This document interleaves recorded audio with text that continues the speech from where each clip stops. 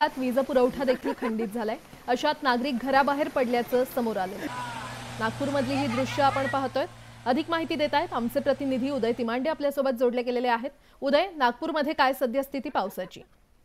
खरं तर दुपारी पावसानं उसंत घेतलेली आहे, मात्र पाऊस जरी गेला असला तरी पाऊस ज्या समस्या देऊन गेलेला आहे त्या समस्यांच्या मागे आता नागरिक लागलेला आहे। कारण दुपारी झालेल्या अतिवृष्टीमुळे जे आहे ते अनेक नागरिकांच्या घरामध्ये पाणी शिरलं होतं। अनेक सखल भागामध्ये जे आहे ते अद्यापही पाणी साचलेलं आहे आणि त्यामुळे नागरिकांचे प्रचंड हाल होत आहे। कारण अचानक सकाळी सुरू झालेल्या पावसाची कोणालाही जाणीव नव्हती आणि अचानक हा पाऊस सुरू झाला आणि पाऊस वाढत लोकांच्या घरामध्ये पाणी शिरलं। त्यामुळे जे आहे ते आता नागरिकांना मनस्ताप होतं। घरातून पाणी काढण्यासाठी वेगवेगळ्या युक्त्या ज्या आहेत नागरिकांकडून केल्या जातात। सोबतच पिपळा हुडकेश्वर भागामध्ये अद्यापही पाण्याचा स्तर जो आहे तो 3 ते 4 फुटावर आहे। त्यामुळे तिथल्या नागरिकांना रेस्क्यू करण्यासाठी नागपूर अग्निशमन दलाकडून जे आहे त्या बोट वापरण्यात येतात आणि बोटीच्या माध्यमातून नागरिकांना अंधाराच्या पहिले जे आहे ते रेस्क्यू करण्याचा प्रयत्न केला जातोय।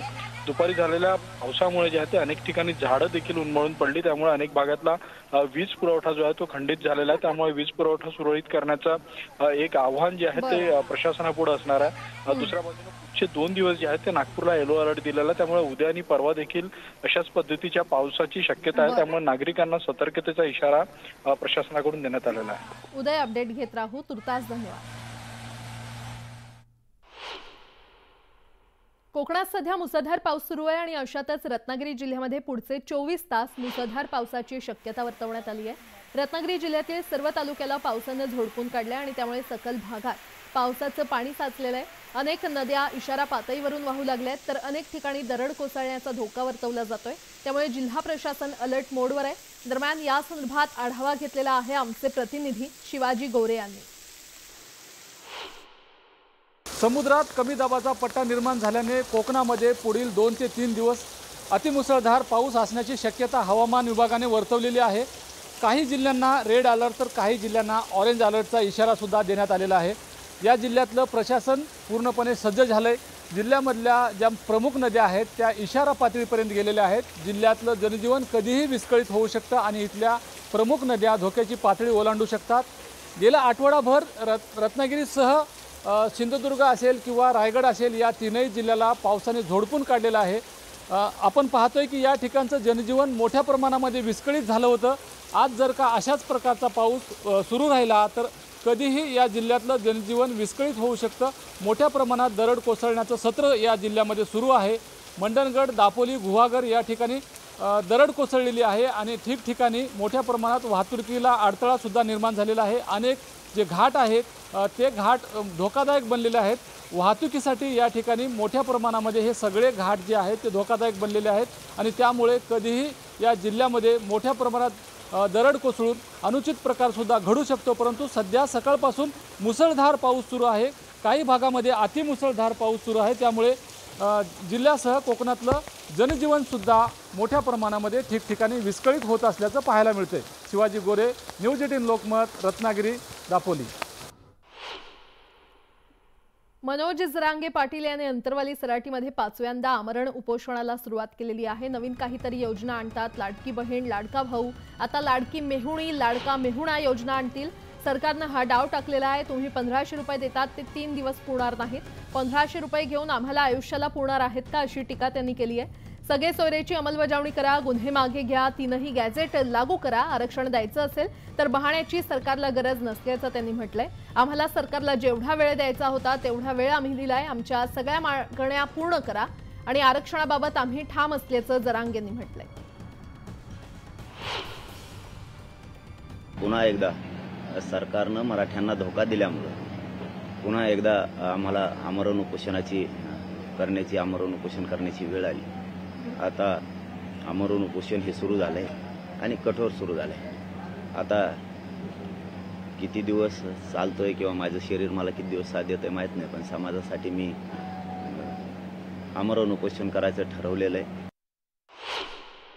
सरकारनं मराठ्यांच्या ज्या सगळ्या मागण्या आहेत, सरसकट मराठ्यांना कुणबी प्रमाणपत्र देण्यात यावं, सगळ्या सोयरीची अंमलबजावणी, जे आमच्या मागण्या आहेत त्या सरकारला माहिती आहे। 3ही गॅजेट लावायचे आहेत, सगळ्या केसेस मागं घ्यायच्यात, शिंदे समितीचं काम बंद आहे ते सुरू करण्यात आलं पाहिजे, ही आमची भूमिका आहे। काय वेगळं नाही आहे। द्यायचं असेल तर बहाण्याची गरज पडत नाही सरकारला. त्या आधारावर सुद्धा सरकार सांगू शकतं. या आधारावरती आम्ही निर्णय घेतला की मराठ्यांना कुणबी प्रमाणपत्र देण्यात येत आहेत म्हणून.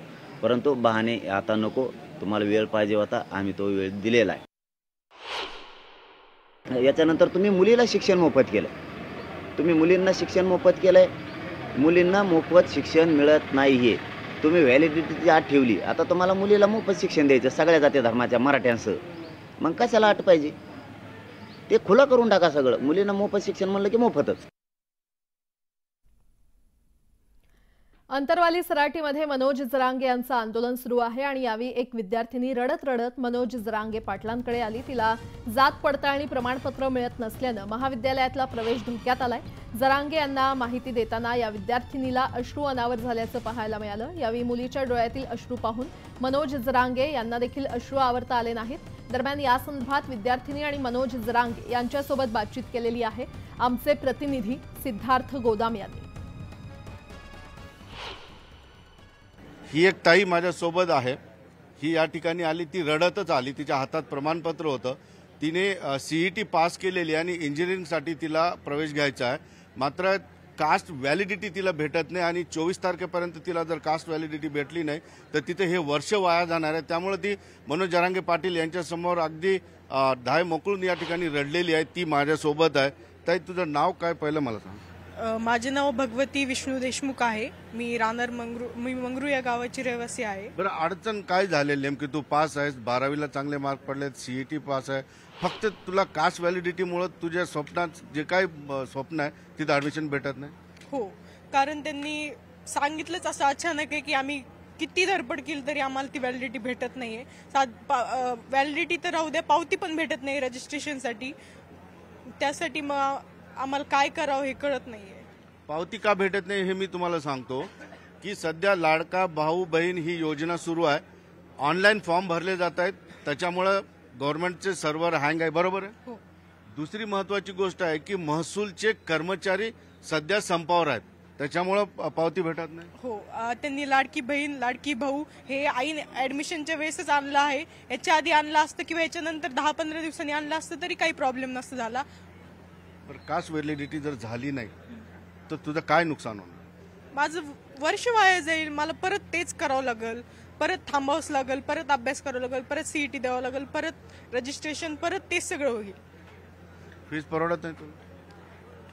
फीस देणं शक्यच नाहीये. गरीब घरच्या मुलींना, तुम्ही गरीब घरच्या मुलींसाठीच तुम्ही ह्या सगळ्या योजना काढल्यात ना, SCBC, EWS, आणि त्यांनाच तुम्ही लागू होऊन देत नाहीत. म्हणल्यावर उपयोग काय त्या SCBCचा आणि त्याचा? सरकारने टाइम वाढून द्यायला पाहिजे. व्हॅलिडिटी जर तुमची चुकी, कारण तुम्ही 14ला GR काढलाय, तुम्ही टाइम वाढून द्यायला पाहिजे. आणि आता सध्या तुम्ही पावतीवर ऍडमिशन द्या, नंतर जेव्हा आम्ही ऍडमिशन घेऊन कॉलेजमध्ये जातो तेव्हा आम्ही अपलोड करू. असं नाही म्हणत की आम्ही अपलोड करणार नाही. वेळ पाहिजे, कारण आमच्या हातात नाही. ते तहसीलचे लोक, ते पण त्यांचं पण काम चालू आहे, पण संप सर्व्हर डाऊन त्यांच्या हातात नाही. त्यामुळे 2-3 महिने तर लागणारच सहज. ते म्हणतात 8 दिवसाच्या आत अपलोड करा, कॅप राऊंड 3 पर्यंत अपलोड करा. नाही होणार ते. तुम्ही बघतोय ती मुलगी रडताना तुमच्या डोळ्यात पाणी आलेलं. शेवटी काय असतं बरं का, लेकरात जात नसली पाहिजे सगळ्यात महत्वाचं. आणि मला सरकारला जास्त नाही विचारायचं आज. मला बाकीचं आता तुम्हाला मराठ्यांच्या पोराचं का वाटोळं करायचं, मला एवढं उत्तर पाहिजे. आता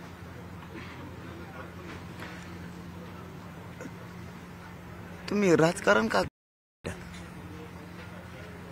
भाजपचा मराठा, राष्ट्रवादीचा, शिवसेनेचा मराठा, काय लेकराच्या आक्रोश भयानक नाही सध्या. बाकी काहीच म्हणणं नाही. आता तुम्हाला मराठा का संपवायचं त्याच्या पलीकडे माझी मागणीच नाही. आता तुम्हाला माझ्या गोरगरीब मराठा राजकारण जळू द्या तिकडे. तुम्ही ते ओबीसीचे नेत्याचं जाऊ द्या, मराठ्यांच्या नेत्याचं जाऊ द्या. मराठ्याचे लोक का संपवायचे? मला त्याचं कारण कळन का? मराठ्याचे लोक तुम्हाला का संपवायचे?